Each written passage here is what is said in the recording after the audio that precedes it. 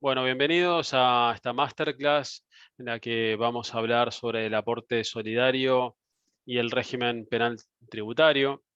Em, un par de cuestiones y técnicas.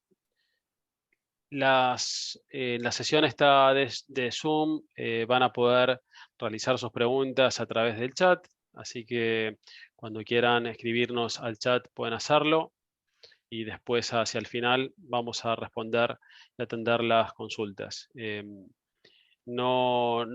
esta sesión quienes pueden activar la cámara y micrófono van a ser los panelistas, así que no se preocupen, no se va a prender el micrófono, pero si alguno tiene algún problema de audio, el consejo en general es que se desconecten y vuelvan a conectar.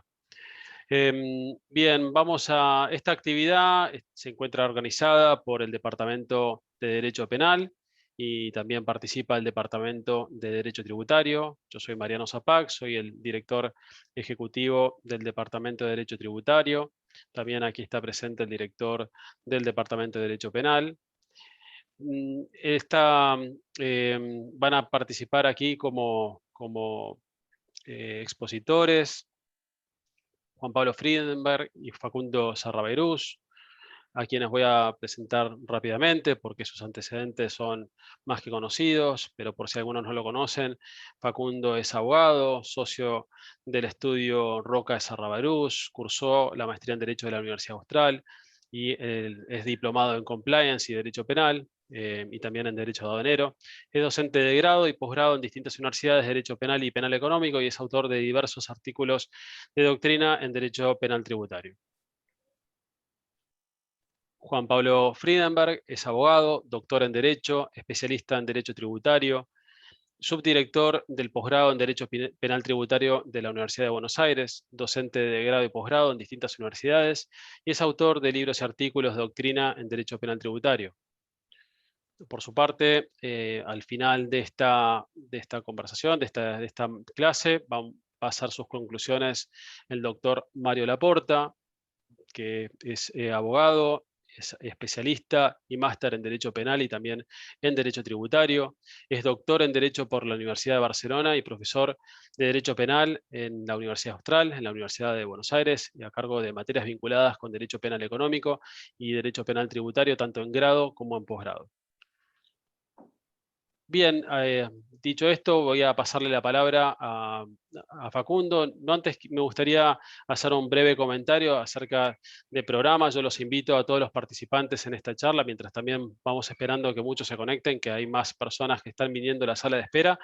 Pero aprovecho también estos 2 minutos para comentarles y invitarlos a recorrer la página web de la universidad, que seguidamente les voy a pasar el link para descubrir los próximos programas que se van a estar dictando, tanto en Derecho Penal como en Derecho Tributario, siendo este un tema que toca ambas disciplinas.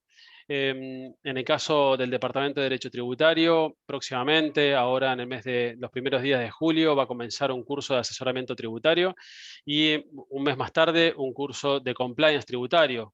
Ambos cursos conforman una diplomatura en asesoramiento tributario. Los invito a conocer este programa. En el caso del Departamento de Derecho Penal, próximamente también tendremos una diplomatura en compliance y derecho penal. Ahora les voy a pasar el link para que conozcan un poco más acerca de la propuesta académica de la Universidad Austral. Bueno, sin más, entonces, Facundo, te cedo la palabra, empezás a hablar vos y después Juan Pablo van a ir intercambiando algunas palabras ellos acerca del tema que nos convoca. Muchas gracias. Gracias, Mariano. En realidad es al revés, arranca Juan Pablo y sigo yo después. Perdón.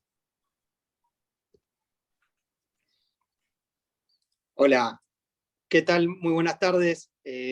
Muchas gracias, Mariano, por la presentación y muchas gracias a la Universidad Austral por la invitación, por la consideración que siempre tiene para conmigo, mucho más elevada de lo que merezco. Y bueno, y a todos los asistentes por estos minutos de atención. En mi caso, en la distribución de temas, me toca hablar del aporte solidario con relación al principio de no confiscatoriedad y el régimen penal tributario. 3 temas que por sí solos tienen alguna complejidad en sí mismo, así que vamos a ver qué sale de esta combinación. Como punto de partida, los artículos 1 y 2 del régimen penal tributario que prevén, que reprimen al delito de evasión impositiva y que en su carácter de normas penales en blanco requieren un análisis sobre las normas de cierre, en este caso fundamentalmente la ley 27.605 que legisla sobre esta herramienta financiera a la que refería en el título, el aporte solidario, y el bloque constitucional que la contiene en definitiva.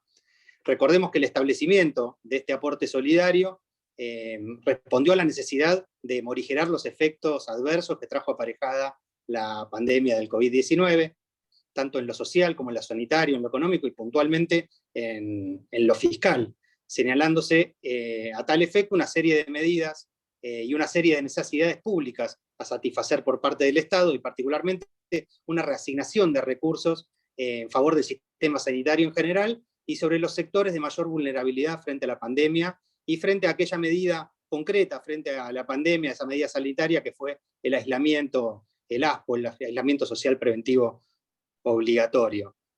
Esa situación me hace traer a colación el concepto de riesgo sistémico, ¿no? Acuñado dentro del ámbito tributario por el profesor Rosenbuch, pero también por otros pensadores, y que plantean estas situaciones de shock, de crisis del sistema, justamente, en las cuales entran en colapso determinadas variables, sea por causas ambientales, naturales, económicas o sociales, se produce un quiebre, y en lo específicamente fiscal, Rosenbuch refiere a situaciones en las cuales puede verificarse un parate, una paralización de la economía que produzca un crecimiento de los sectores vulnerables que requieren atención por parte del gasto público que a la vez se ve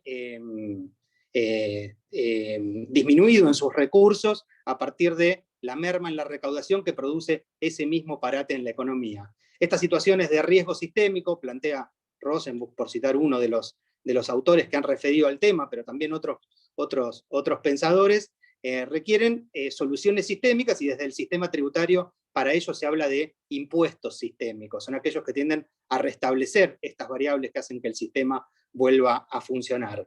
Ejemplos en la historia nacional y comparada de impuestos extraordinarios, o mejor dicho, creo yo, impuestos sistémicos, vamos a encontrar un montón. No necesitamos irnos al impuesto solidario de Alemania para financiar la unificación de las dos Alemanias. Podemos remontarnos un par de décadas en Argentina. El 31 de diciembre de 1999 se sanciona la 25.239, el impuesto de emergencia sobre las altas rentas, que estableció un impuesto de emergencia justamente de aplicación por única vez a las personas físicas y las sucesiones indivisas, cuya renta hubiera superado determinada suma. En aquel entonces eran la suma de 120.000 pesos de aquel entonces, gravando a los sujetos obligados con una sobrealícuota del 20% de impuesto determinado por el ejercicio 1999. En aquella oportunidad la jurisprudencia mayoritariamente, por no decir en forma unánime, validó constitucionalmente este ejercicio extraordinario del poder tributario por parte del Estado, señalando que no había una infracción al orden constitucional por esta segmentación entre los contribuyentes, porque el legislador, a la hora de seleccionar determinado hecho para agravarlo con una carga impositiva, había reparado en la capacidad contributiva de los mismos. Como ejemplo alternativo, o como contraejemplo mejor, podemos irnos al caso de Colombia. Y no hablo de Colombia en la situación actual, la triste situación actual que vemos a través de las noticias, sino remontarnos más de un año atrás, en abril del año pasado, cuando el Poder Ejecutivo de Colombia sanciona o emite el decreto 568. A través de este decreto, y conforme a las potestades del Poder Ejecutivo para momentos de emergencia, como prevé la Constitución Política de Colombia, se sanciona un impuesto llamado justamente impuesto solidario, un impuesto cuyos destinatarios legales son estrictamente los funcionarios públicos y los jubilados que ganen más de determinada suma, 10 millones de pesos colombianos, equivalente a valores de hoy a unos 2.500, 2.600 dólares, con alícuotas del 15 al 20%. Los considerandos del decreto señalaban casi la definición que les daba recién. Cito, abrocita, perdón. La directora gerente, incluye esto los considerandos del decreto, la directora gerente del Fondo Monetario Internacional señaló que estamos en una situación sin precedentes en la que una pandemia mundial se ha convertido en crisis económica y financiera.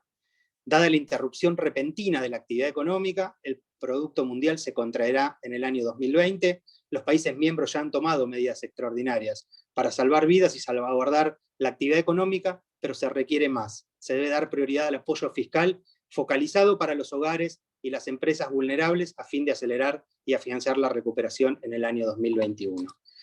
Lo interesante también es que 4 meses después, en agosto del año 2020, la Corte Constitucional de Colombia declara inconstitucional este tributo, este impuesto solidario, por violar los principios de generalidad del tributo y equidad tributaria horizontal.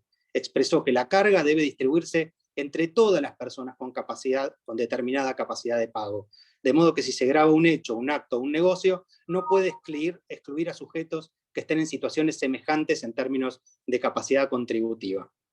Es así que vemos desde Argentina hasta Canadá, desde Brasil hasta el G7, distintas propuestas hoy sobre la mesa o proyectos que se van concretando de impuestos de características o de reformas al sistema fiscal de características extraordinarias, o prefiero decir de características sistémicas.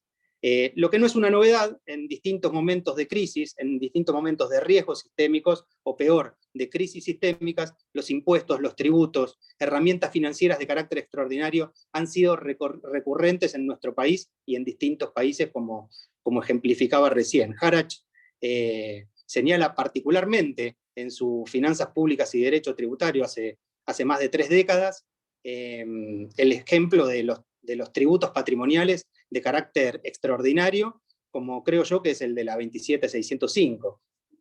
Harach explicaba este tipo de tributo que se caracteriza, entre sus rasgos característicos está el de tener alícuotas más elevadas que el impuesto patrimonial anual, y que incluso puede exceder la posibilidad de pagarlo con la renta emergente de este patrimonio. De ahí su denominación, señala Harach, de leva de capital. Esta característica, señala Harach, deriva del propósito de absorber por una sola vez una parte del patrimonio como un sacrificio para liquidar cargas extraordinarias derivadas principalmente de la participación en conflictos bélicos, tanto en países vencidos como en los vencedores. Esta recurrencia de los ejemplos a conflictos bélicos va a ser recurrente entre todos los tributaristas clásicos de nuestro país y de otros países. Con esto me inclino a señalar que estamos frente a un instrumento financiero de abastecimiento del tesoro, o del erario público, mejor dicho,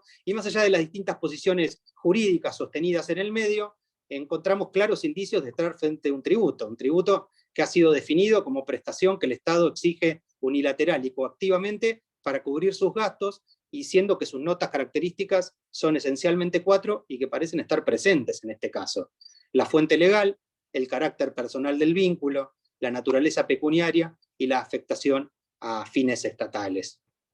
La Corte Suprema, en distintos precedentes, ha señalado también con claridad que las disposiciones de una ley deben interpretarse con arreglo a la naturaleza intrínseca, antes que con la sujeción a la denominación asignada por el legislador, de modo que tomo como presupuesto de este análisis, luego de esta breve introducción, la existencia, o que estamos frente a una especie dentro de la categoría tributo.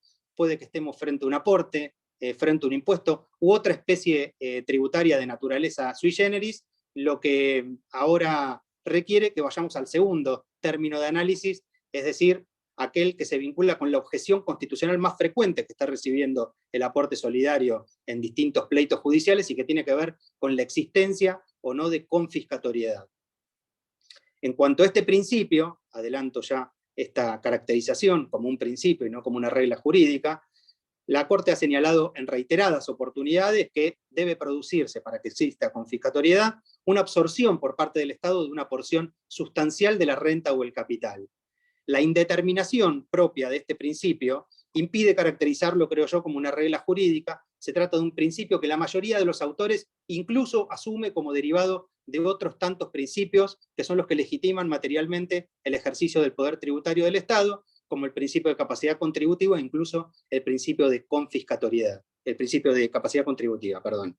En cuanto a los límites a la carga tributaria, dado por este principio tributario constitucionalizado, y según también jurisprudencia de nuestra Corte Suprema, el límite admisible de la carga tributaria en relación a este principio no es absoluto, sino que es variable, tanto en el tiempo como en las circunstancias.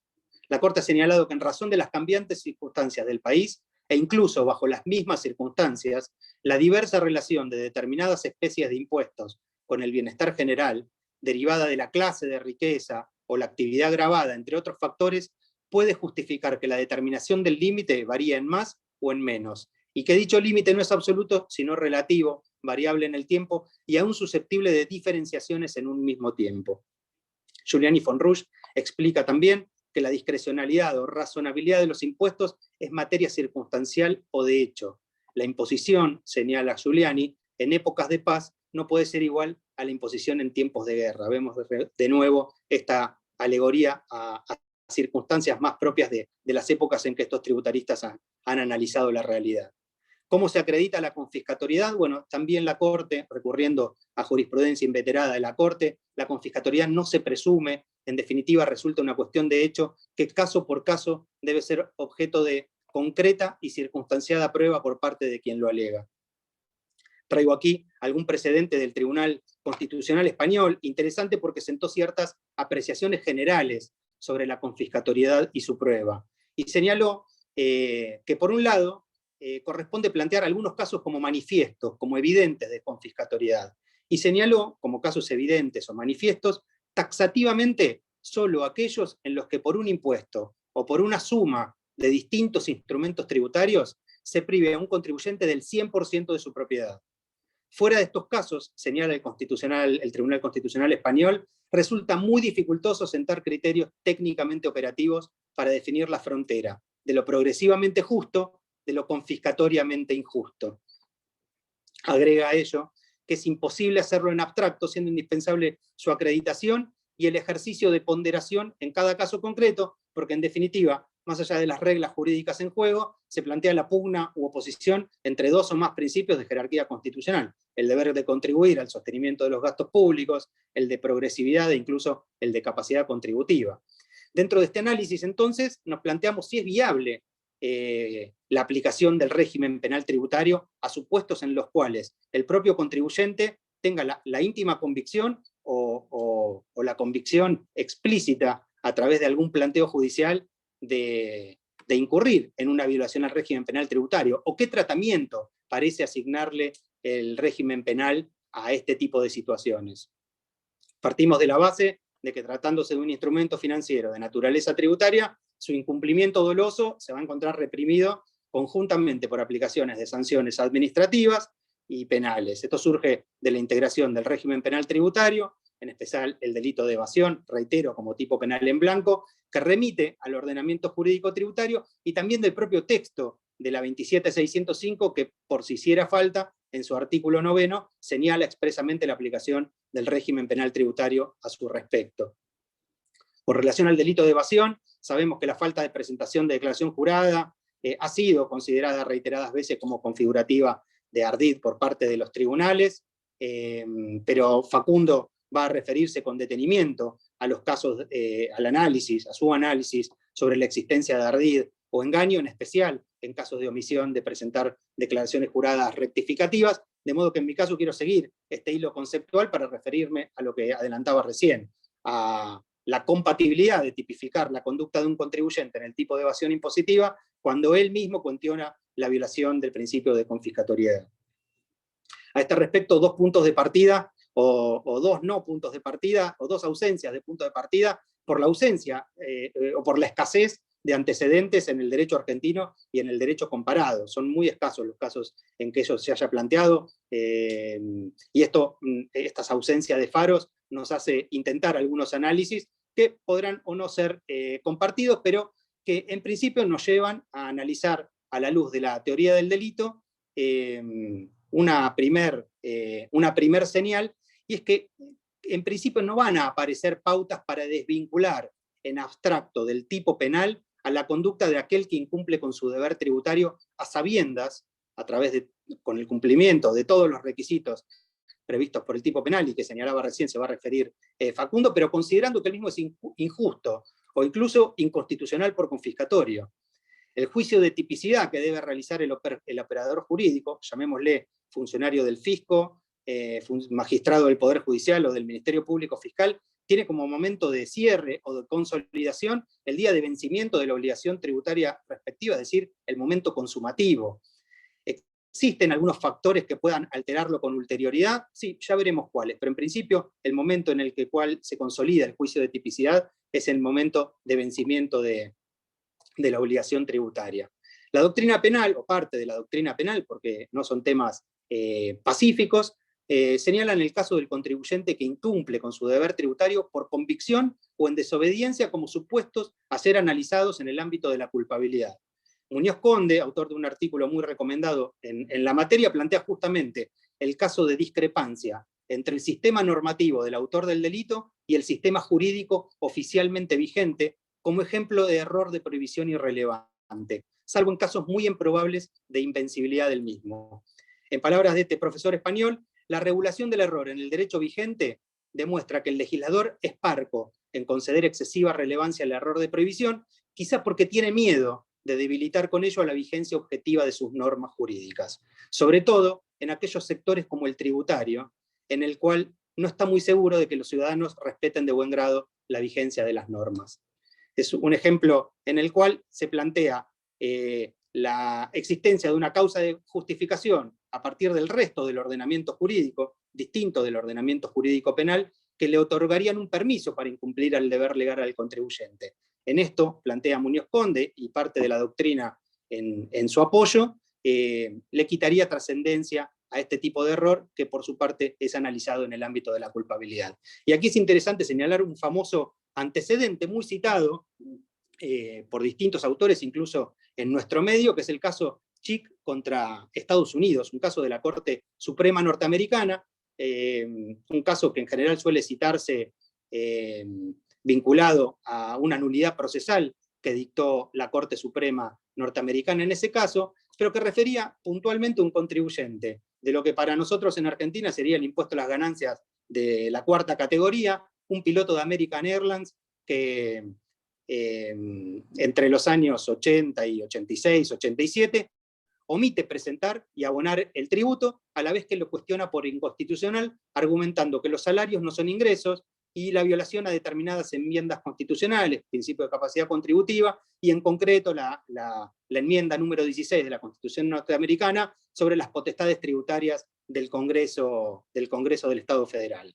En este caso, antes y después de este fallo de la Corte, que reitero es muy citado por distintos autores, Chick fue condenado en 2 oportunidades en el mismo caso, luego de esta nulidad que le señalaba recién. En la condena, el núcleo argumental consiste, y abro cita, con traducción libre, les pido disculpas, pero que la opinión de una persona sobre que las leyes fiscales violan sus derechos constitucionales no constituye un error excusable. Y además, el desacuerdo de una persona con los sistemas y las políticas de recaudación de impuestos del gobierno tampoco constituye un error excusable de la ley. Agregando que Chick, año a año, debió haber pagado el impuesto que la ley pretendía exigir y solicitar el reembolso que en caso de ser denegado le habilitaba a presentar distintos tipos de reclamos, de nulidad, de inconstitucionalidad, etc. Para finalizar, creo que estamos justos con el tiempo previsto, este análisis claramente puede verse afectado por 2 elementos emergentes de los procesos judiciales iniciados por distintos contribuyentes, cuestionando la constitucionalidad u otros aspectos, pero fundamentalmente la constitucionalidad por confiscatoriedad del aporte solidario. El primer aspecto que puede trascender hacia la órbita penal, lógicamente, es el amparo del contribuyente por una medida cautelar que lo dispense de cumplir con la obligación legal. Se trata, en ese caso, de un permiso que el ordenamiento jurídico le otorga, con claros efectos justificantes en materia penal, o hay otros análisis también en el ámbito de la teoría del delito para realizar, pero lo cierto es que si nos localizamos en la fecha de vencimiento del aporte solidario, el 16 de abril de 2021, solo había 5 medidas cautelares dictadas en toda la República Argentina que ampararan a contribuyentes para que la obligación legal de la 27605 no los alcanzara. La segunda alternativa tendrá que ver con aquellos casos judiciales en los cuales, de acuerdo a las pautas que señalábamos hace un ratito, el contribuyente pueda acreditar una situación de confiscatoriedad. En estos casos, evidentemente, la sentencia judicial en el ámbito tributario que fuera a reconocer la ausencia del deber tributario del contribuyente va a ser dirimiente respecto de su responsabilidad penal.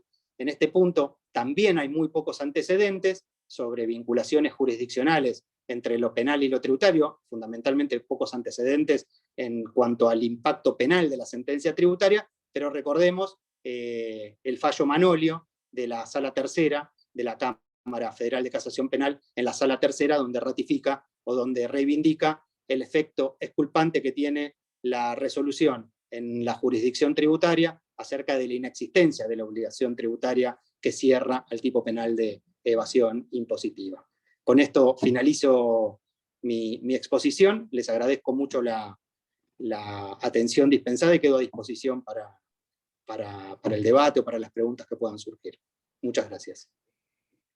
Gracias, Juanpi. Bueno, la idea era que ahora yo comente en 2-3 minutos mi opinión breve sobre lo que habló Juan Pablo y después pase a analizar unos temas que me tocan a mí. Yo voy a proyectar, porque tengo un PowerPoint, pero en el interín voy diciendo una arista sobre lo que dijo Juan Pablo. La primera que quiero mencionar, y esto es algo que hay cierta, que es un plus, digamos, en lo que dijo Juan Pablo, que es que la confiscatoriedad o cualquier circunstancia que implique el no carecimiento del impuesto no solamente va a ser o puede ser probada en el ámbito tributario, sino que también puede llegar a ser susceptible de ser probada en el ámbito penal. O sea que mismo en el ámbito de una causa penal tributaria se va a poder invocar alguna defensa, por ejemplo, por confiscatoriedad o por falta de configuración del elemento subjetivo del impuesto, o por cualquier otra razón que yo suponga o invoque en beneficio de que no se configure el impuesto, y bueno, el juez penal va a poder determinar si existe en ese caso concreto el hecho imponible o no. Y hay varios antecedentes jurisprudenciales en los que se dio esta situación. Se me viene a la cabeza el caso de La Nación, en el que creo que es Noble Mitres ayer, en la carátula, en el que se determinó la inexistencia del hecho imponible en ese caso. Caso Müller, me parece que también de la casación se llegó a una conclusión similar. O sea que obviamente la defensa de falta de configuración de algún elemento del hecho imponible va a ser invocada en el ámbito tributario, pero también va a ser susceptible de ser ventilada en el ámbito penal, ¿no?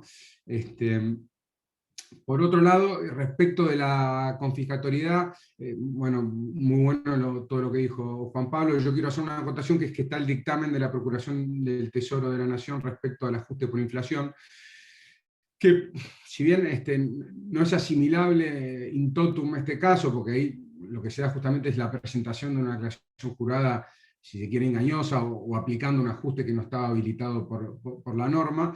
Lo cierto es que en ese caso hubo una gran cantidad de acciones judiciales en las que se determinó la confiscatoriedad de la no aplicación del ajuste por inflación, razón por la cual en algún momento de la historia del impuesto a ganancias y de esta limitación, muchas empresas empezaron a invocar el ajuste por inflación en la declaración jurada sin una necesidad de la declaración de inconstitucionalidad o de un amparo, una acción declarativa de certeza, lo que llevó a la elaboración de este dictamen dentro de la Procuración del Tesoro por una consulta que eleva la AFIP, porque en ese caso se había invocado dos posturas jurisprudenciales contrarias, una que estaba fundada en un fallo de un juzgado federal de Córdoba, en el que decían con buena solvencia, obviamente, algo parecido a lo que decía Juan Pablo hace un rato, en el sentido de que no puede servir como fundamento excusante de la falta de cumplimiento de la obligación tributaria el hecho de que el sujeto considere injusto el tributo, ¿no?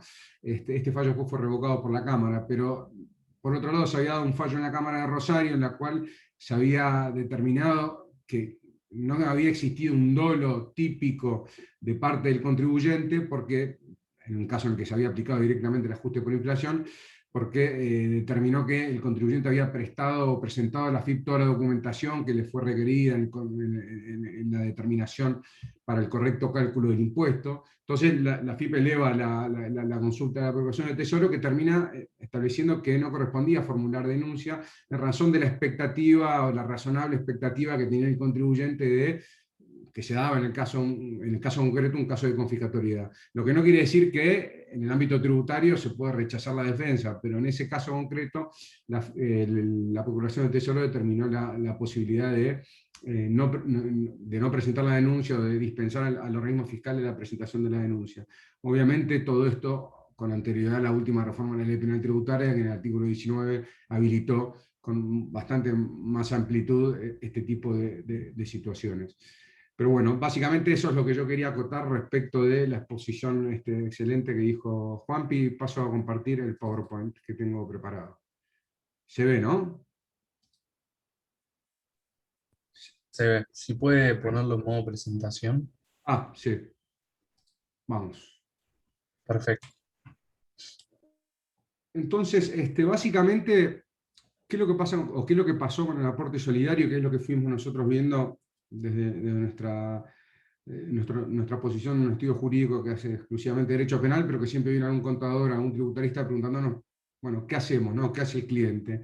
La primera decisión es una decisión disyuntiva, o sea, tenemos varios caminos para tomar. Entonces, la primera decisión que hay que tomar, obviamente, fue cuando se venció el plazo para la presentación de la declaración jurada determinativa del aporte, que en un principio estaba con una fecha anterior, creo que era el 30 de marzo de 2021, y una resolución general de la AFIP lo postergó al 16 de abril del 2021 por una serie de dudas que había respecto de la evaluación de bienes y de la configuración de la declaración jurada, ¿no?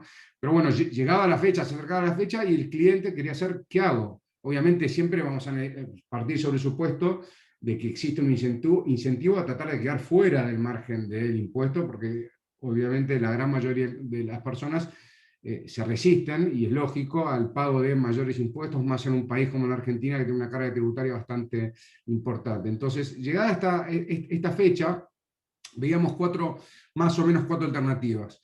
La primera y la más segura, y donde básicamente podemos descartar cualquier tipo de riesgo penal, era la presentación de la declaración jurada, el pago, al contado, o de acuerdo a los plazos que establecía el plan de facilidades que estableció la Resolución General 4942, y la posterior repetición del impuesto en el ámbito tributario, caso en el cual no tenemos ninguna incidencia dentro del régimen penal tributario, ¿no? La segunda alternativa era directamente la no presentación de la declaración jurada, y obviamente el no pago del impuesto, ¿no? Porque la declaración jurada es una declaración jurada determinativa y es un impuesto o aporte, no me voy a meter en esa discusión, que exigía la autodeterminación o autoliquidación, ¿no? La tercera opción hubiera sido la presentación de la declaración jurada determinativa fuera de término y el pago o la adhesión a un plan de facilidades. Y la cuarta alternativa que vimos es la presentación de la declaración jurada en cero, digamos, que era alguna alternativa que un cliente nos planteó. A ver, quiero pasar de... Después teníamos algunas decisiones digamos, coyunturales, si quiere, o correlativas, que son los regímenes informativos que había establecido la Resolución General de la AFIP 4930, que estableció distintas obligaciones de declaraciones juradas informativas que tenían distintas fechas de vencimiento, ¿no? La primera, una declaración jurada informativa de los bienes al 20 de marzo del 2020, que esta la tenían que presentar los sujetos que hubieran estado alcanzados por el aporte solidario y los sujetos que no se consideraban alcanzados por el aporte solidario, pero que hubieran tenido patrimonios equiparables, pongo ahí, o sea, patrimonios superiores a un determinado monto, al 31 de diciembre de 2018 y el 31 de diciembre de 2019. Vamos a ver que esto está dirigido a la cláusula antilusión o cláusula de sospecha del artículo 9 de la ley, ¿no? Y después hay una declaración jurada informativa de los bienes el 18 de diciembre para aquellos sujetos que se consideran que no estaban alcanzados por el aporte. Obviamente los que estaban alcanzados, la declaración informativa de los bienes es equivalente o idéntica a la determinativa del impuesto, ¿no?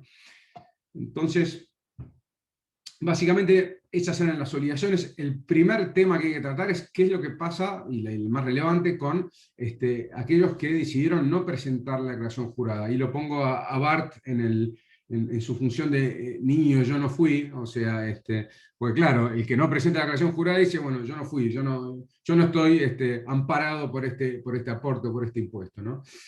Entonces, lo primero que hay que analizar es si puede ser un ardid, un engaño, una omisión, ¿no? Y acá hay un debate jurisprudencial y doctrinario muy, muy profuso, ¿no?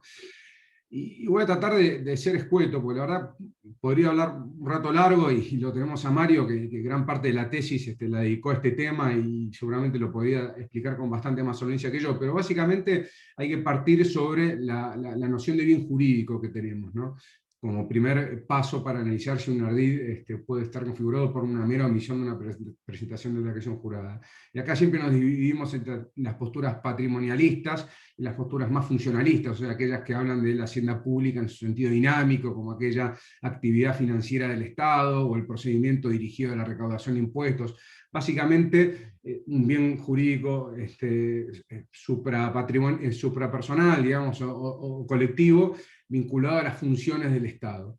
Y en este caso, claramente, existe esta influencia de una hacienda en sentido dinámico, o sea que independientemente del monto, de la entidad cuantitativa, de la ilusión o del pago omitido, lo cierto es que lo que se está buscando con el delito de evasión tributaria es disminuir acciones que tienden a entorpecer estas facultades, estas funciones, más que facultades de recaudación que tiene el Estado Nacional a través del organismo fiscal. Entonces, básicamente, vamos a tener que analizar siempre la conducta de acuerdo al riesgo o al peligro que representa hacia esa función recaudatoria en concreto. Y acá lo que vamos a ver es que hay distintas posturas. La primera postura, la más clásica, es aquella que identifica a la evasión tributaria con con la estafa, ¿no? Postura con la que yo no estoy de acuerdo. Mario Laporta tampoco está de acuerdo, por ejemplo, el doctor Yacucci tampoco está de acuerdo, pero es la postura que, por ejemplo, sostiene Mariano Borinsky, y la que, con un resultado diametralmente opuesto respecto de este tema, sostiene Gustavo Hornos en fallos de la Cámara Federal de Casación Penal. Básicamente, lo que quiero decir con esto es que desde esta postura, la que sostengo yo y la que sostienen otros autores como los que mencionaba recién, la estructura típica de la evasión tributaria no es idéntica ni asimilable a la de la estafa, por ende, no es necesario que el ardid provoque causalmente un error que a su vez provoque un desplazamiento patrimonial. Justamente el desplazamiento patrimonial o el error se darán en un momento posterior. Pero esto no quiere decir que el ardid no tenga que tener cierta idoneidad que tiene que estar determinada desde el punto de vista ex ante. Mario en su tesis habla de que el ardid es una categoría lingüística relacional, o sea que el ardid hay que pensarlo en función de un objeto, de un otro, que ese otro en este caso es el Estado. Y el Estado tiene una gran cantidad de herramientas para perseguir el cobro de los tributos. Esto ya lo dijo la Cámara de Casación en el fallo Gerold hace ya muchos años, en la que hablaba del Estado o la AFIP como una dependencia estatal dotada de todos los recursos, tanto humanos como económicos y coercitivos necesarios para fiscalizar lo declarado por los contribuyentes. Entonces, básicamente, desde mi punto de vista, voy a resumir porque si no, como decía, voy a terminar hablando solamente de este tema, para que haya un ardid o un engaño no alcanza con una mera omisión de la presentación de la declaración jurada determinativa del impuesto. Esto bien señaló Juan Pablo, que está discutido en la jurisprudencia. Ahora yo me permito hacer una digresión respecto de este tema, porque los fallos, que por lo menos los que yo vi, que hablan de que, o que revocan sobreseimientos o desestimaciones de denuncia en los casos en los que no se había presentado la omisión de la declaración jurada determinativa del impuesto, hablan de que es en principio suficiente, o podría ser en principio un ardid idóneo, siempre y cuando agregan algunos fallos que se permita considerar que se ocultó la capacidad contributiva del impuesto. Entonces pareciera, y mi lectura de esos precedentes, es que aún en los casos en los que uno se enrola en esta postura un poco más restrictiva, siempre tiene que haber algo más, por lo menos al momento de dictar una sentencia condenatoria, no al momento de un auto de mérito o un autoprocesamiento. La jurisprudencia se divide en estas dos posturas que están ahí mencionadas: la evasión tributaria como una violación del deber de veracidad del contribuyente, y la evasión tributaria como un engaño o entorpecimiento de las funciones de recaudación. Hoy en día la postura mayoritaria, por lo menos está bastante dividida la doctrina. En una época la postura mayoritaria era aquella que consideraba que no era suficiente la omisión de la declaración jurada como un ardid idóneo. Hoy en día está dividida, por ejemplo, en casación. Yo he visto que fallos tanto de los doctores Hornos como Catucci, Riggi, Figueroa, Petrone y Barrotaveña, todos ellos enrolan una postura más amplia, considerando que en principio no sería suficiente la mera omisión de la declaración jurada como un ardid. Y esto deriva en que hace falta un plus, ¿no? Y ese plus hay que analizarlo de acuerdo a la particularidad de cada impuesto. Y esto es muy importante, ¿no? Porque el aporte solidario tiene una particularidad que la diferencia de otros impuestos, como el impuesto a las ganancias, o el impuesto al valor agregado, o cualquier otro impuesto, ¿no? Y las particularidades, a mi modo de ver, que determinan que es muy difícil que una mera omisión de una presentación de la declaración jurada sea suficiente para un ardid, para ser considerado ardid en los términos del artículo 1 de la Ley Penal Tributaria, es que la AFIP tiene un previo conocimiento bastante preciso de quiénes son o quiénes iban a ser al momento de la entrada en vigencia de la ley los sujetos alcanzados por la norma. De hecho, si uno se fija, a los poquitos días del vencimiento de la declaración jurada salieron cientos o miles, yo no tengo la estadística exacta, de fiscalizaciones electrónicas a todos aquellos que no habían presentado la declaración jurada. Esto es una prueba bastante fiel de que en la mayoría de los casos, bueno, en el grueso de los casos, no hay una dificultad de la AFIP o del fisco en identificar a aquellos que no se ajustan a la norma tributaria concreta, ¿no? De hecho, también hay un previo conocimiento de la AFIP de los bienes que van a ser probablemente sujetos al aporte solidario. ¿Por qué? Porque el sujeto viene presentando, en la mayoría de los casos, la declaración jurada de bienes personales con los años anteriores. De hecho, la misma ley establece un régimen informativo para aquellos que hubieran superado un determinado monto en esa declaración jurada en los años 2018 y 2019. O sea, a menos que se trate de una persona que tiene directamente su patrimonio en negro, gran parte de su patrimonio no declarado, o de alguien que se enriqueció en el año pasado, pudo haber habido algún caso. Lo cierto es que la AFIP tiene un conocimiento bastante ajustado de quiénes eran las personas cuyo patrimonio iban a superar este mínimo no imponible, no es un mínimo no imponible, o este monto mínimo de 200 millones de pesos. Entonces, además está la existencia de los regímenes informativos, caso en el cual, a ver, si la persona omite la presentación de la declaración jurada determinativa del impuesto, pero cumple fehacientemente con los regímenes informativos, con mayor razón aún, hay un menor entorpecimiento de la facultad del fisco de recaudar o de determinar el impuesto. Entonces, claramente, en este caso vemos que va a ser muy difícil que haya un supuesto en el cual se configure un ardid idóneo en los términos del artículo 1 y el artículo 2 de la Ley Penal Tributaria.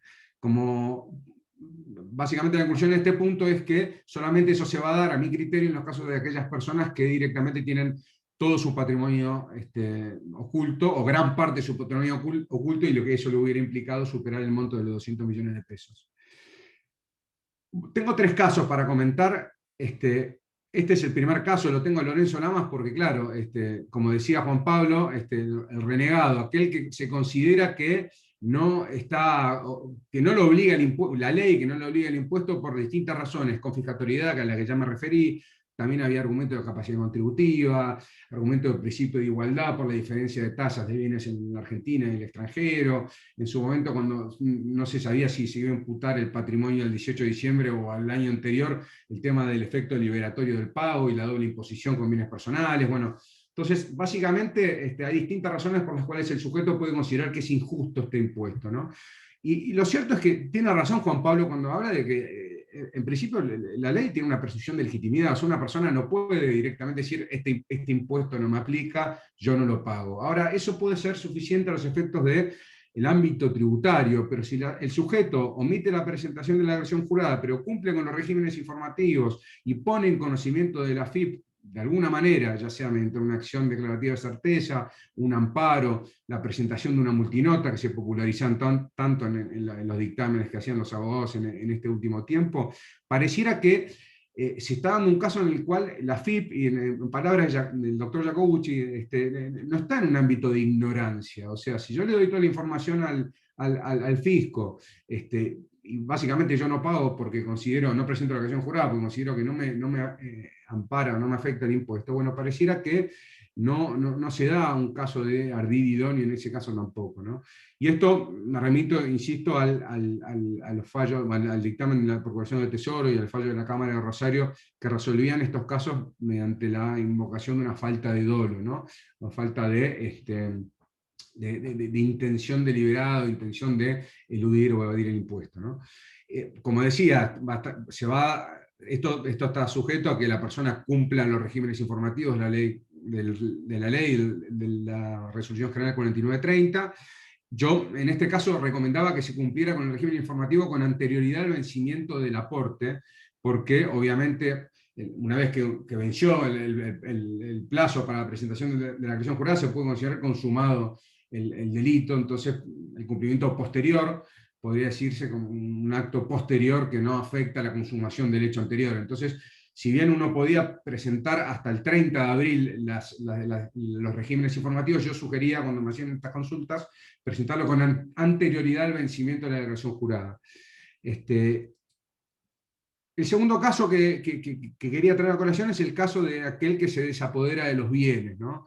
O sea, aquel que dentro de los 180 días anteriores modifica su patrimonio. Y acá vemos que el artículo 9 de la ley tenía un periodo de sospecha, establecía que si el sujeto modificaba su patrimonio en los 180 días anteriores, considero que son hábiles, pero había una discusión en ese aspecto, a la entrada en vigencia de la ley, la AFIP podía considerar esos bienes dentro del aporte solidario y por ende hacer un ajuste dentro de un marco de una determinación de oficio, obviamente, y determinar de oficio el aporte, ¿no? Hay que tratar de analizar esta cuestión, porque eso puede ser válido para el ámbito tributario, pero hay que tomarlo con bastante cuidado para el ámbito penal. Por empezar, la técnica legislativa de este artículo es bastante deficiente, porque habla de, y esto lo dicen Diego Hotel y Gustavo Suri, es un artículo muy interesante, hablan de que este artículo habla de actos anteriores anteriores a la entrada en vigencia de la norma como ardides elusivos, cuando un ardid se da una vez que está vigente el impuesto y como un acto, si se quiere, preparatorio de una evasión. Pero si todavía no está vigente el impuesto, no puede haber ningún acto preparatorio. Entonces pareciera que la técnica legislativa es bastante deficiente. Y lo que yo traté de hacer es hacer un paralelismo con la presunción de un incremento patrimonial no justificado. Hay un artículo de Juan Pablo muy bueno sobre este tema, no sobre el aporte solidario, sino sobre el incremento patrimonial no justificado en la revista de la Asociación de Estudios Fiscales del año 2005. Y yo en este caso me gustaría hablar de un empobrecimiento patrimonial no justificado. O sea, básicamente lo que establece la norma es una presunción, como es al igual que la presunción de incremento patrimonial no justificado, de que si una persona se saca un bien de encima en esos 180 días, la FIP puede presumir de que lo hizo al efecto de eludir la norma. En palabras de Silva Sánchez, que está haciendo un acto simulado. Entonces, básicamente, a los efectos de la configuración de la evasión tributaria, solamente vamos a poder sostener un caso de evasión en el caso de desaporamiento cuando esa pérdida del bien o ese desaporamiento sea en un caso de simulación. Y obviamente se trata de una presunción que admite prueba en contrario, ¿no? Me permito citar el artículo 19 del régimen penal tributario vigente, de acuerdo a la ley de reforma tributaria, que establece que no corresponde la denuncia penal cuando las obligaciones tributarias sean el resultado exclusivo de la aplicación de presunciones previstas en las leyes de procedimiento respectivas, sin que existieran otros elementos de prueba conducentes a la comprobación del supuesto hecho ilícito. O sea, que pareciera que de acuerdo a este artículo 19, para hacer la denuncia penal, a la FIP ni siquiera le alcanzaría solamente con el hecho de que se hubiera producido una modificación patrimonial en esos 180 días, sino que va a tener que buscar algún otro elemento más, como por ejemplo que la persona se desprendió simuladamente del bien, que tiene un poder por el cual puede seguir manejando ese activo en el exterior, por ejemplo, que tiene un usufructo sobre ese bien inmueble que le cedió a un hijo. Bueno, y obviamente el contribuyente va a poder producir prueba en contrario en el marco de la causa penal.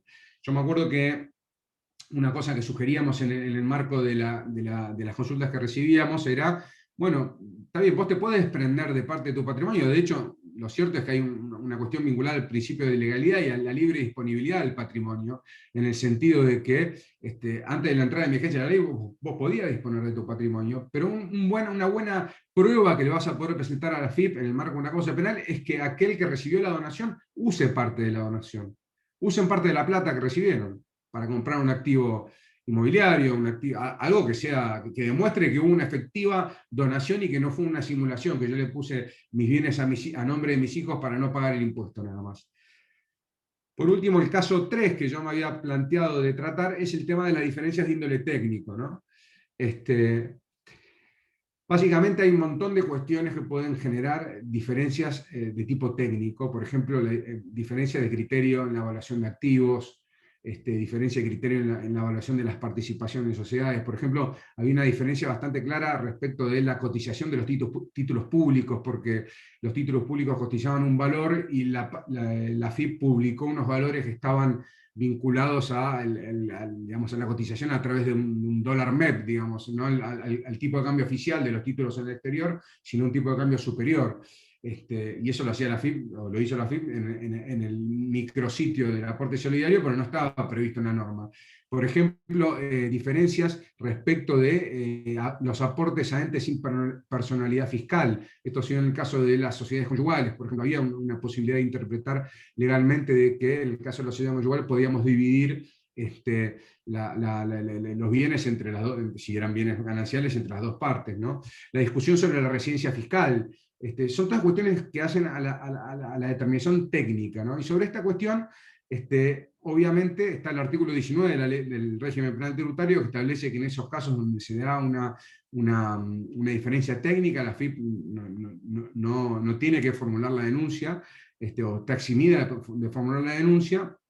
Y yo recuerdo un artículo muy bueno de hace bastantes años del doctor Galván Greenway, donde habla de los ajustes técnicos como ajustes que no determinan la evasión tributaria, en diferencia de los ajustes defraudatorios. Entonces, en estos casos, siempre y cuando la interpretación del contribuyente fuera razonable, no fuera una interpretación absurda, y nosotros sugeríamos, por ejemplo, la conveniencia de una multinota a la FIP notificando de la interpretación técnica, y además sugeríamos contar con algún dictamen técnico tributario con fecha cierta anterior a la determinación del impuesto para acreditar que la convicción era una convicción legítima del contribuyente de que no correspondía en ese caso aportar el impuesto y que no tenía que presentar la declaración jurada. En esos casos nosotros consideramos que se tratan de ajustes técnicos que encuadran dentro de lo que está establecido en el artículo 19 del régimen penal tributario, y por ende no se configura la evasión en los términos de los artículos 1 y 2 de la ley penal tributaria. Bueno, eran los temas, creo que fui muy rápido, espero no haber mareado a nadie, y obviamente quedo expectante a las palabras de Mario y a las preguntas que pueda haber.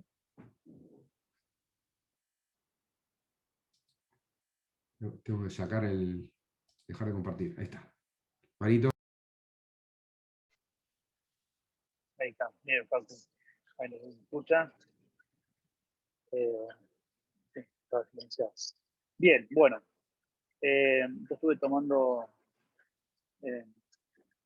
algunas notas de las dos posiciones. Lo primero que quiero decir es felicitar a Facu por la actividad. Facu es un destacado miembro de nuestro Departamento de Derecho Penal y organizar esta actividad llevó su tiempo, pero realmente era necesaria, y realmente los felicito a ambos por posición, y aprovecho también, como lo hice en privado, para hacerlo en público, a Juan Pablo por su reciente doctorado, también dándole la bienvenida al claustro ahí de doctores. La verdad que sabemos que es una tarea ardua, y así que también enhorabuena por su, no sé si debut, por lo menos para el departamento de penal. Juan Pablo es invitado frecuentemente por el departamento tributario. Esta actividad está encaballada entre penal y tributario, así que enhorabuena también por su presencia con los penalistas, con los malos, ¿no? Fundamentalmente, bueno, también a los departamentos de Derecho Penal y Tributario. Carlos González Guerra estuvo presente por esta actividad, ¿no? Esas actividades son para nosotros muy importantes.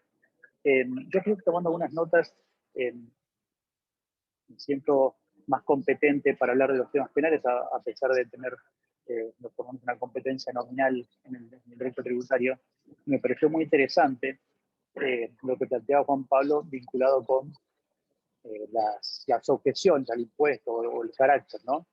A mí me cuesta también, he recibido varias consultas profesionales, me cuesta mucho el tema de la confiscatoriedad, me cuesta mucho aceptarlo a modo genérico, ¿no? Ahí Juan Pablo trazó de manera muy clara y muy documentada cuál es la idea de la confiscatoriedad para los tribunales, para la doctrina. Y la verdad que en este caso, en donde el impuesto está planteado para, como se denominó, grandes fortunas, es cierto, la verdad que Si nosotros pugnamos por un Estado social, no debería ser admisible incluso ética o moralmente, ¿no? Plantear temas de confiscatoriedad en tributos que tienen alícuotas que no son significativas, ¿no?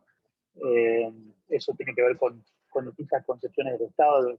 A veces cuesta en nuestro país tener una concepción del Estado social, sobre todo cuando uno ve cómo se gastan los impuestos y, bueno, nosotros penalistas cuando miramos cómo funciona el sistema penal, ¿no?, de los funcionarios públicos.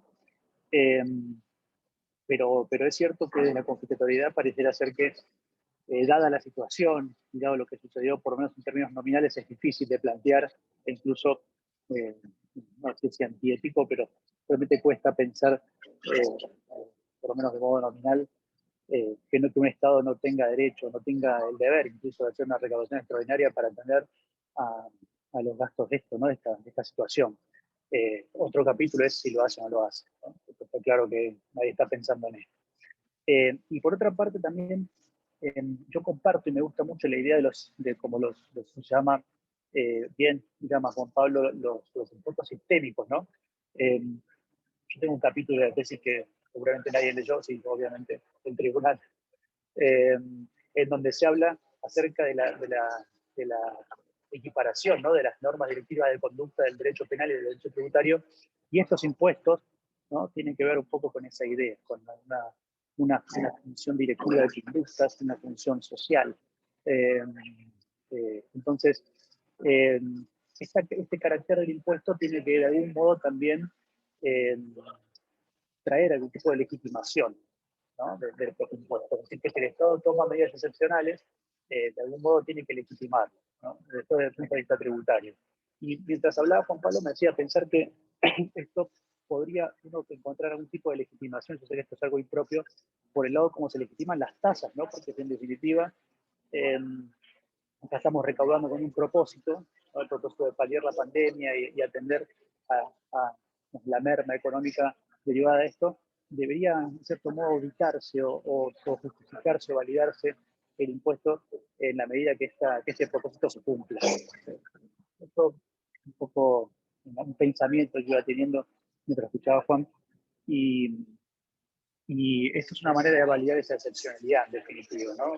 Si vamos a hacer un impuesto excepcional, ¿no?, siempre que se dice cómo hace Alemania, cómo hace España, no son países en Europa, que son Estados Unidos, que esto tenga sentido, que esto se aplique, o sea, que esto se justifique, se valide constitucionalmente, ¿no?, y moralmente también.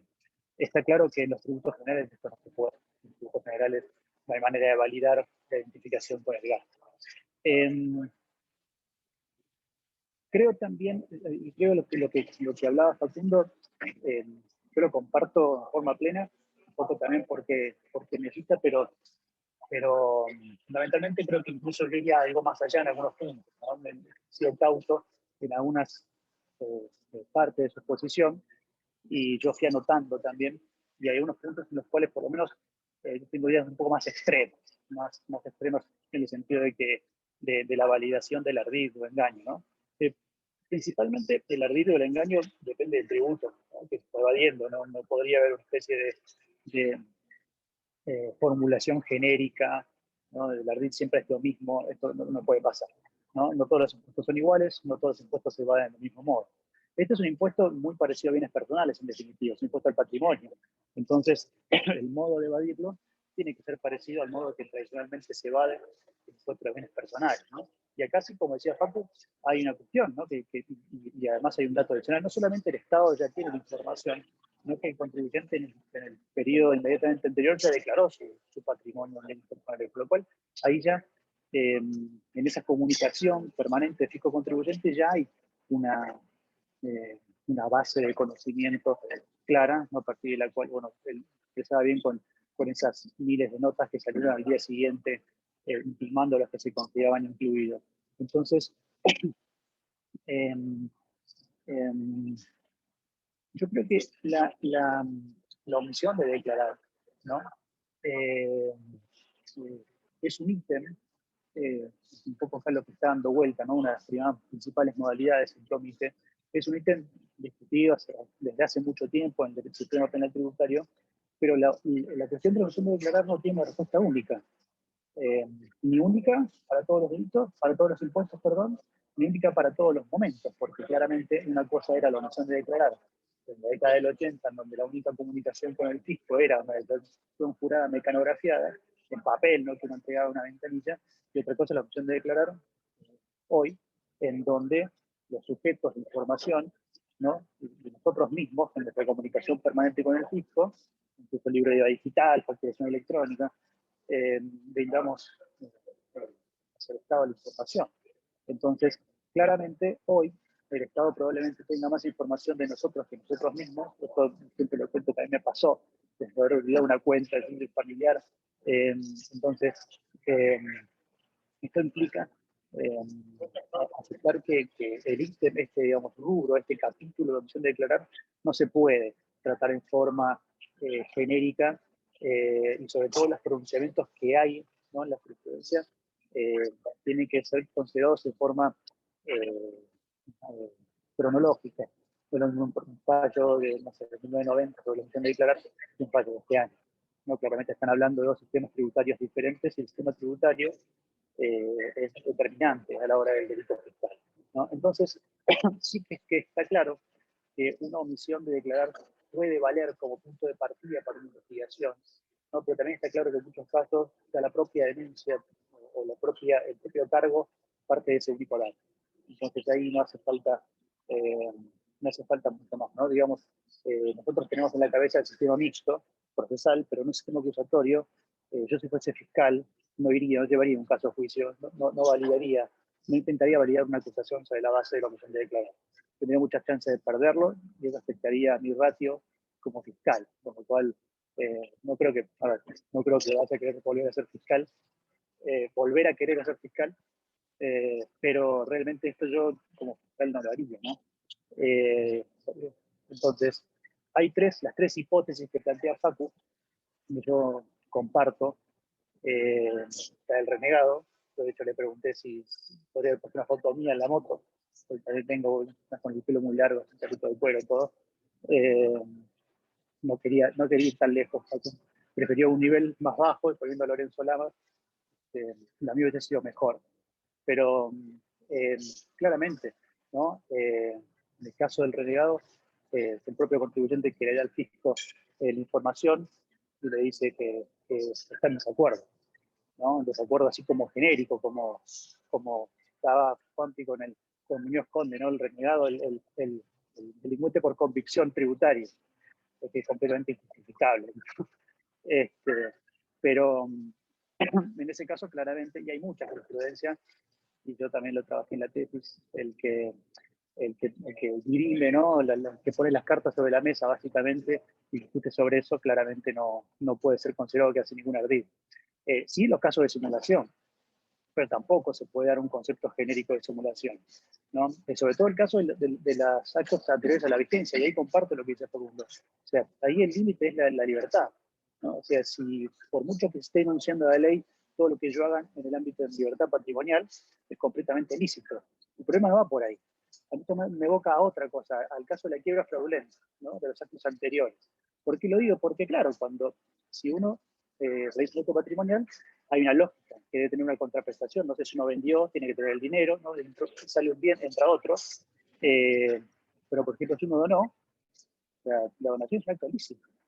Entonces, ¿qué más da si uno donó por el propósito que lo hizo? Por ahí lo hizo para que los chicos vivan mejor, para que, cualquier situación, o para no pagar un impuesto, y eso es lícito, completamente lícito. Entonces, me hace acordar más a los casos de economía de opción, ¿no? Que hay bastante escrito sobre esto. Aquella idea de Manuel Atienza de los ilícitos atípicos es claramente un caso de economía de opción, y se da una donación, es un acto liberal que el propio sistema normativo permite hacer, y por lo tanto uno no puede equiparar una donación a una simulación por el solo hecho del propósito del donante, ¿no? Claramente es un acto que objetivamente está aceptado por el sistema jurídico en general. Bien, pero está claro que la situación es distinta cuando se tratan casos de simulación. Como citaba Facu, el artículo de los siglos de Salvador Coder, ¿no? Me parece que la simulación sí es la antesala de un delito fiscal. Por ejemplo, una venta que no entró el dinero, o una venta y se dice que se gastó el dinero. Y hay un caso, y sí hay casos que estos se van a ver seguro con los fideicomisos, ¿no? Sobre todo cuando se hacen en jurisdicciones con diferente concepción del fideicomiso como en Estados Unidos, y ahí pienso un poco en el caso mexicano, ¿no? Hay que ver lo que se pasa. No por el solo hecho de que alguien haga un fideicomiso en una jurisdicción en donde las características de ese acto jurídico son diferentes a las nuestras, y por ejemplo queda en una posición similar a la del dueño, eso implique una simulación. Porque en definitiva es la discusión, de nuevo, sobre lo que está bien hecha del artículo 19 de la nueva ley, es la discusión sobre el significado jurídico del acto. Uno le dice al Estado, yo hice un trust y considero que esto no es mío, y el Estado dice, mire, ese trust yo considero que sí es suyo, ¿no? Y acá sí juega fuerte una herramienta en el ámbito de esa relación fisco-contribuyente que tiene el Estado, específico sobre todo de la realidad económica. Es una herramienta muy fuerte, que es un cortafuego, una defensa alta para casos en que podrían entenderse de simulación. Es decir, la regla sería que no podría considerarse un caso de simulación aquel que el Estado puede rechazar simplemente aplicando el criterio de la realidad económica. Y, de nuevo, me hace acordar del caso Mequian, que es un caso que no es un link ni nada, porque es un fallo en tribunal oral, después hubo algo en casación también, pero claramente yo creo que eso es bastante atinado y correcto, ¿no? Para finalizar, yo creo que hay un deseo del fisco, ¿no? Todos los fiscos tienen el deseo de ir a un sistema de inveracidad, ¿no? De entender que el delito fiscal es pura inveracidad. De hecho, yo me acuerdo de haber discutido con Gabriel Pérez Barberá sobre este tema en algún congreso, que él tiene esa idea, ¿no? Vinculada también un poco con la ética del ciudadano, también en cierto modo compartible de lo nominal o de lo proclamativo, pero no es cierto que nuestro sistema no es así, ¿no? En Estados Unidos, de hecho, el sistema es muy diferente, también complicaba el caso del piloto, ahora no se me fue el nombre, pero claramente es un sistema distinto. En Estados Unidos es un sistema de inveracidad. Vos vas preso Blade, ¿no? Ahora se me fue el nombre, era un gran superhéroe de todos nosotros, estuvo no sé cuántos años preso por simplemente no declarar. No, el tipo a Blade le viene a pasar eso, porque camina, es un vampiro que camina de día y lo meten preso por no pagar impuestos, ¿no? Al actor de Blade. Entonces, sí que está claro que el deseo de todo fisco es pasar a un sistema de inveracidad, que simplemente por mentir, por la simple mentira, por un condimento ético y moral muy presente, esto ya puede ser entendido como una depravación fiscal, pero lo que está claro es que nuestro sistema no es así, ni hay una perspectiva de que sea así. Primero porque la ley específica, el enunciado normativo muy concreto, y existe ardid, nuestra tradición del ardid es muy fuerte, muy concreta, y se identifica con el de la estafa, y exige siempre idoneidad. El bien jurídico, la pena aplicada, son indicadores claros de que existe idoneidad en esa conducta para ser considerada ardid. Nosotros tenemos una tradición patrimonialista, y sobre todo también porque estamos en un sistema convencional de no prisión por deuda. Entonces, y mentirle al fisco va a ser equivalente a un ardid, estamos muy cerca de esa proscripción de prisión por deuda. O sea, está claro, y que por otra razón también fundamental, más de ética estatal, va a ser difícil aceptar esa ítem.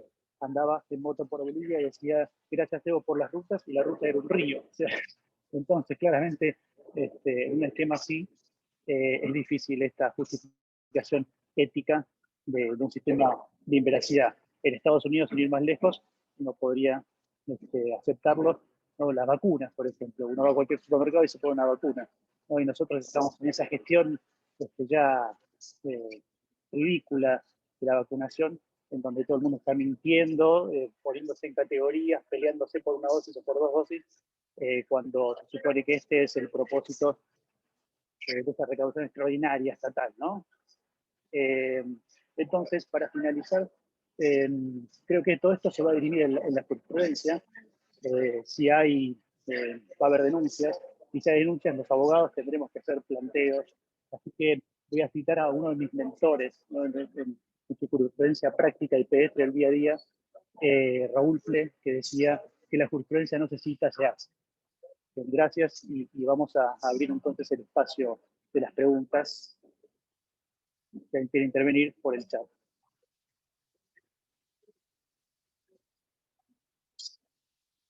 Si querés, Mario, ahí me hacen una pregunta directa a mí. Me preguntan, ok. hay un tema que me olvidé, Juanpi, yo no sé si vos querés comentar algo de lo que dije yo, porque en realidad le tenía que Sí, haber tal pasado la cual, palabra a Juanpi, y es cierto, venía pero tan bueno, ahora apurado que lo salteé, pobre. No, Facu, Bueno, fue excelente la exposición. Vamos a dar lugar a avanzar. Gracias por el espacio. Gracias, Mario, también por tus referencias. Y propongo nada, avanzar a ver si hay alguna pregunta dada la hora y lo avanzado de la jornada.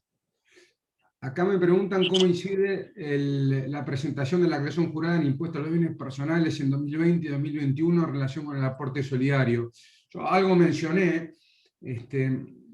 yo lo que opino de esto es que si la presentación de la declaración jurada de bienes personales se hace de forma veraz, incide muchísimo en la falta de idoneidad de la omisión de la presentación de la declaración jurada del aporte solidario como ardid.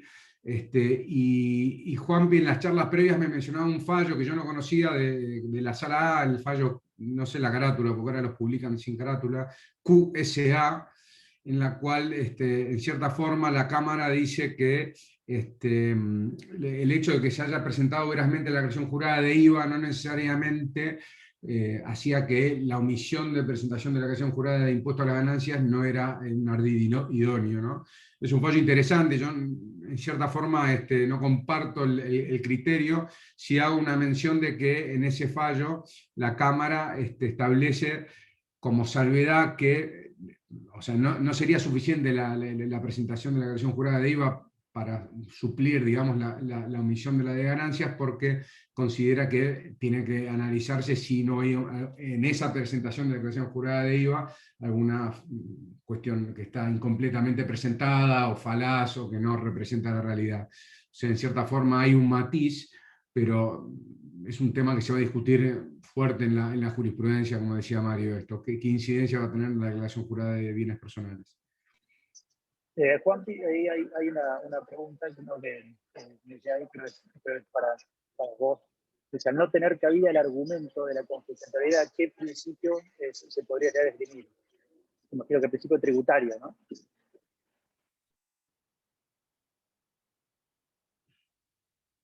Está silenciado, está silenciado. Ahí está. No, creo que no varía el tratamiento con relación a otros instrumentos de características similares, sí en el análisis, como charlábamos hace un ratito, sí en el análisis en cuanto a sus fundamentos, en cuanto al contexto, en cuanto a su afectación, en términos de ponderación de los principios que están en juego, que son los que en definitiva tienen que ventilarse por naturaleza en el proceso tributario para analizar si resiste ese tipo de filtro. Facundo lo señalaba bien también cuando hizo algún comentario sobre mi exposición. Esto claramente también puede ser planteado en el ámbito del proceso penal, como cualquier otra defensa, sobre cualquier elemento que hace a la configuración del tipo penal, ¿cierto? Así que hablé y me referí y seleccionamos también el tema del principio de no confiscatoriedad, porque fundamentalmente es el que gobierna la mayoría de las acciones declarativas que se están presentando, alrededor de 200 hasta ahora, por lo menos notificadas al fisco. Entonces, bueno, parece ser el principio que viene reinando en términos sobre la discusión sobre la constitucionalidad del aporte solidario, ¿cierto? Excelente, muy claro. No sé, Facu, si vos tenés otra pregunta, o ahí en el chat general, ¿no? Acá hay una que preguntan, ahí preguntan, ¿por qué pensás, me preguntan a mí, que el incumplimiento en el régimen informativo puede ser un ardid? Tal vez entendí mal, te pregunto porque entiendo que fue posterior al vencimiento, ergo a la consumación del delito. Yo no creo haber dicho que el incumplimiento en el régimen informativo puede ser un ardid, sino que ese incumplimiento puede ser ese plus que hace que la omisión de la presentación de la declaración jurada se configure como un ardid. O sea, dándolo vuelta, contrario sensu, si yo omito presentar la declaración jurada determinativa del impuesto, pero cumplo estrictamente con el régimen informativo. Por ende, yo de lo que decía es, estoy poniendo en conocimiento al fisco de la realidad económica y por ende no se puede considerar a la omisión de la presentación jurada determinativa como una ardid. O sea, es un razonamiento contrario sensu. Igual yo algo venía pensando respecto a este tema, que es que si bien el deber de veracidad que existe, ¿no?, en el tipo de evasión tributaria se da principalmente o casi sustancialmente en el momento de la declaración jurada, ya sea en su presentación engañosa o en la omisión, hay varios fallos que para un lado o para el otro, ya sea para decir que no hay ardid como para justificar el ardid, analizan conductas posteriores, como por ejemplo la falta de colaboración del contribuyente al momento de la fiscalización, o al revés, la colaboración del contribuyente al momento de la fiscalización es una prueba de una ausencia de ardid. O sea que hay que entender, me parece, y la jurisprudencia lo entiende al menos, el deber de veracidad en un sentido dinámico o continuo, si se quiere, no que se materializa en un momento concreto y nunca más, digamos, ¿no? Yo voy a aprovechar este rol así de ponderancia de Lorenzo Lamas que tengo para preguntarle algo a Juan Pablo. Yo sé que es difícil a veces algunas preguntas por la exposición funcional, pero esto ya es como de opinión. No sé si pero yo tengo una idea sobre el punto. Si vos crees que digamos, el cumplimiento de este tributo, elegirías la vía penal o la vía de la defraudación, digamos, como respuesta estatal genérica, como digamos, decisión de política criminal de alguna manera perseguir el incumplimiento de este tributo, ya por la vía penal o por la vía infraccional, por el lado de la defraudación o del corrupción. Sí, ahí voy a ser consecuente con la respuesta anterior. Creo que merece el mismo tratamiento con mismos niveles de reacción por parte del ordenamiento jurídico que el que corresponden a otros tributos. En definitiva, el bien jurídico tutelado, vamos a caer siempre en ese análisis, la hacienda pública, con las miradas sesgadas de algunos autores, la mirada funcionalista, la subjetiva, la objetiva, o una mirada más inclusiva, más conceptual de la hacienda pública, que incluya a todas las acepciones o a todas las dimensiones que adquiere la hacienda pública. Creo que se ven representadas por los incumplimientos dolosos de estas obligaciones vinculadas al aporte solidario. Creo yo, y ahí sí es un componente valorativo, que tiene especial gravedad el incumplimiento, atendiendo a estas características sistémicas o extraordinarias que le asignamos. Esto es, las necesidades especiales que habían en este ejercicio presupuestario para la percepción, porque las necesidades presupuestarias no son dentro de los 5 años de prescripción, sino que son en este momento de especiales necesidades de la hacienda pública, pero reitero, este es un componente más valorativo que aquel propio valor de garantía que tiene el bien jurídico tutelado. Clarísimo, clarísimo, clarísimo. Bueno, no sé, Facu, creo que estamos un poco en la hora y media. Era un poco la proyección de lo que puede durar este seminario. Así que no sé si correspondería darle cierre, para no abusar del tiempo, de la enorme cantidad de gente que se sumó. Y los invito a decir palabras finales antes de concluir con esto. Facu, vamos a dejarlo a Juan, que es el invitado. Dale, Juan. No, simplemente en mi caso reiterar el agradecimiento, Facu, a vos. Un honor para mí compartir este panel con vos. Agradecer la consideración, el respeto, y creo que es la forma en que tenemos que tratar estos temas, que son especialmente interesantes porque están ocurriendo, se están desarrollando en este momento y necesitan del análisis, de un análisis plural para poder llegar a la aplicación racional de este tipo de instrumentos, ¿no? Así que con temas tan complejos, cuanto más se arrimen a la mesa para analizarlos, para desgranarlos, creo que mejor va a ser el resultado final. Así que solo agradecerles. Bueno, yo te agradezco, Juanpi, por sumarte, te felicito por el doctorado. Para los que pueden, vean en YouTube la exposición de Juanpi, que es brillante. y se somete a un agudo interrogatorio, así que lo van a disfrutar. Y después, Marito, te agradezco muchísimo, la verdad que ni bien tuve la idea de armar esto, enseguida tuve una receptividad enorme de parte tuya, de la universidad, de Mariano también, pero especialmente de parte tuya y de Carlos, así que te agradezco a vos y a la universidad y al Departamento de Derecho Penal por el espacio que siempre me brindan y que yo me siento tan cómodo. Bien, bueno, muchas gracias para los dos, realmente una actividad muy buena, muy provechosa, muy actual. De nuevo, Juan Pablo, muy agradecidos por tu aceptación, siempre presente con la universidad, al margen de los departamentos. Así que para nosotros es un verdadero honor tenerte, y Facu también, bueno, ya sos parte acá de nuestro equipo, y esto tiene que ver con las actividades que desde la universidad y del departamento permanentemente estamos llevando adelante. Así que te felicito, los felicito. Me causa mucha satisfacción esta jornada tan bien preparada, tan bien llevada, y agradezco mucho también a los oyentes y a las autoridades de los dos departamentos, a Carlos González Guerra, que también nos ayudó mucho para poder llevarlo adelante. Así que nos despedimos y esperemos poder contar con ustedes en el resto de las actividades del departamento. Muchas gracias para todos. Luego, gracias.